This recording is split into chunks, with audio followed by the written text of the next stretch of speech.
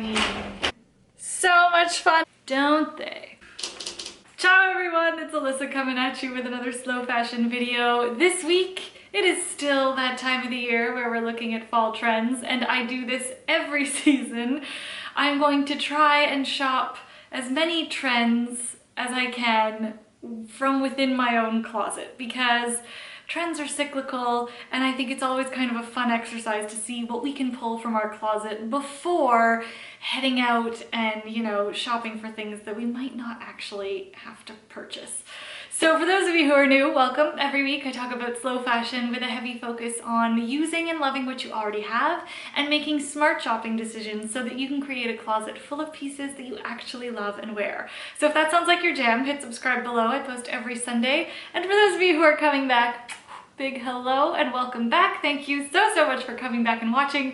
This is one of my favorite videos to film, so let's jump right in. Okay, so this time around I'm using the Vogue.uk site, and it looks like they've got 12 trends. So the first one is So Bourgeois. Okay, this one I totally get. I have covered it already in last week's video, but here they're saying 70s era bourgeois babe. Silk blouses, foulard, sensible skirts, and neat little blazers. So this is less, I think, and I mentioned this in my last video about fall trends. If you haven't watched it, I will link it up here. I think this whole bourgeois trend is less about one or two pieces and it's more about the whole look. Let me see. I'm gonna start with my culottes as a base. Okay, here is my So Bourgeois look. Got the culottes. It is a little bit probably too monochromatic. Ideally, this would be printed. I've folded my scarf on the rectangular and tied it around my neck this way so that we have this lovely pretentious floof happening at the neck. And my tights. Here, if you want to rock the bougie trend, I feel like we did well on this one. Okay, next. Color Crush. Take that practical navy, severe black, serene cream. All of my colors in my closet. Saturated color, confidently worn from head to toe. Oh, this is gonna be a challenge. I mean, I have one bright color in my closet. It's this red shirt. Or, oh no, you know what I'm gonna do? I can't believe I almost missed an opportunity to wear my wardrobe's only other big color, and that is blue. Am I cheating because denim is blue? I don't know. I'm trying to make this work. You be the judge. But in the meantime, I'm kind of happy with this. This is something I would absolutely wear. In fact, I probably already have worn this in some way, shape, or form. The color that you choose doesn't have to be all the exact same color, as long as I think there's one kind of brighter, more saturated piece. So I'm pretty happy with this blue look. Oh, but what I should say, if you did want more of an overall brighter, saturated color look, just do up your coat and belt it. I think we're in the season now where, you know, it's not so absurd to assume that maybe you'll go an entire day without taking your coat off. So your coat could become, you know, your outfit. At least here in Canada, it definitely gets cold enough in the winter to do that. Okay, pretty proud of that one. Next, hard shoulder. I have a vintage blazer that I thrifted with my mom. Here it is. I think this is as exaggerated as I'm gonna get in the shoulders. They don't look too wild, so kind of make the shoulders on this blazer look a little bit more exaggerated.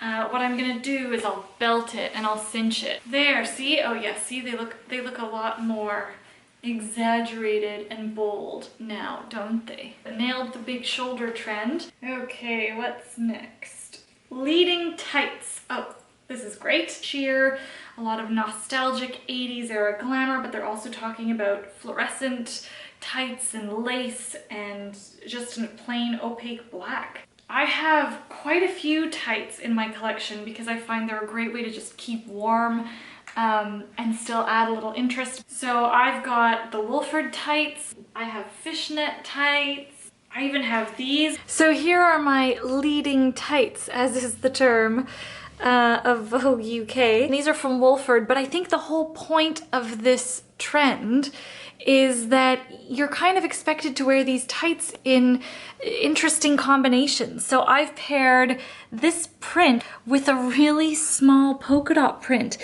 And oddly enough, it still kind of works with the shorts. So for me, I think wearing these tights with anything that is a little bit short, even if it's a little bit of a cropped ankle, so that you can really appreciate you know, the tights themselves. Okay, next, leather trousers. I have! Okay, here are my leather pants. Now I know this one is a little bit more difficult to pull off if you don't have a pair of leather trousers. However, I think a lot of us have probably those faux leather leggings. And what I think is important about this trend and the takeaway is that it's more about styling these either animal leather or faux leather pants as a trouser. So even if you've got the legging, I would still dress it up with a boot that is perhaps a little bit more dressy and maybe something structured like a blazer or a blouse on top. Here are mine, which, as I mentioned, I've already had the opportunity to wear a couple times this season after thrifting them. And I've just paired them with some subdued tones and again that structure on top. Yay, love that one. Next, La Vie en Rose. Uh-oh. Okay, so they're talking about in general the whole romantic feeling that we saw in a lot of shows, but here they're really zooming in on roses. These are poppies. Oh no. My pajamas don't even have roses on them. Okay, let's hope this next one is easier, otherwise this video will be extremely short. Sober suiting. Here though they're talking about a gray flannel suit and it semaphores a clear head. Semaphores? What does that even mean? I have my vintage suit, although I wouldn't say this is sober. I would say that's quite chic, actually. Here is my somber suiting or sober suiting. It's not a gray suit, but it feels pretty sober. I added my gray long sleeve tee under two navy separates and my gray, again, Oxford heels. These are coming in super duper handy. I don't really have the lifestyle to require that kind of suit, and I feel like I can make do without it. I feel like I squeaked by on that one. Next, the new minimal. Pragmatic but chic clothes. So here it just looks like they're showing a lot of beautiful camel coats and trousers. I have those things. All right, I love this one. My trusty minimal look. I've got my Everlane high-waisted chinos. They're a little bit of a summer color, but to offset that, I've added a black contrasting sweater. I've had this for years from Club Monaco. My vintage trusty camel coat, which I've also had for years. And I felt like they were really playing up the browns, so I added a brown bag. And these bad boys, oh my gosh. So these penny loafers, I found them at a vintage store and they are new, but I would have bought them regardless of this trend or any of these trends. This kind of shoe, like a solid penny loafer, has been on my list. So there we go. I actually really like this kind of look. It's definitely something that I would wear on a regular basis. However, I like how it stretched the use of my chinos a little bit. Okay, next, big dress energy. I mean, on a hiatus from playing it safe? No, I don't want to wear a ball gown on a random Tuesday. I don't own a giant ball gown. I do have a giant tulle skirt though. Okay, I am actually having So much fun with this one. Maybe, Vogue UK, you were right. We should wear poofy ball gowns on a random Tuesday. I'm actually wearing my tulle skirt backwards, and I've looped in the edges to my bra strap. Here's what the back looks like. Doesn't look horrible at all. I liked the contrasting black and cream, so I kind of kept that going all the way down. It's not necessarily a ball gown. I don't have the length that the full-on trend does. I think a lot of us might have invested in those T-length skirts that are taffeta and a little bit voluminous, or even a maxi skirt that has a little bit of volume. Anything though that has a nice elastic waist, you could get away with pulling it up to here and belting it, and then you'd get a really neat kind of voluminous ball gowny silhouette if that's what you're looking for. Would I ever wear this in real life? I mean, I have some really nice evening wear that I just cycle through and rotate when I need to go out, and I really do like renting evening wear as well. But if I were kind of stuck for a last minute thing, or if I wanted to kind of make a really big statement, I would definitely make sure these guys are a little bit more secure with like double-sided tape and safety pins and all that fun stuff. And I would wear this. I think it's actually, I think it's pretty fun. Next, dark arts. This is looking a little bit like that whole 90s grunge trend. I hate that word, grunge. Grunge is having a resurgence. Checks, floor-length slips, oversized knitwear. I feel like you also have to have the attitude that goes with this. I mean, some of these guys look like the Death Eaters in a Harry Potter novel. Did the best I could with this one. Secondhand, well, this was actually a hand-me-down from my cousin. Black sweater that I wear very often.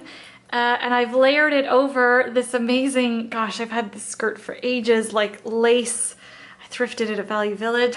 So I added the moto jacket, but now I'm feeling like it's a little bit more punk than anything. But I mean, this is just so not my nature. Although this isn't a horrible look in the end. Okay, dark arts done. Next, daylight disco. So this one is essentially saying sequins and rhinestones, expose them to daylight. So I actually have one sequin dress. So that's what I'm gonna use here. Okay, here's my sequins for day look.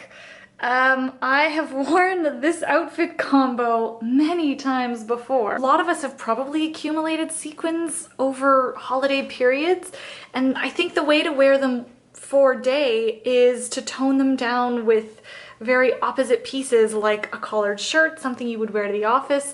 And in my case, I've also, instead of wearing a heel, I've toned it down with just a little flat. I actually love this trend, and I am super happy with this one, the way this one turned out. I really like that last one. What's next?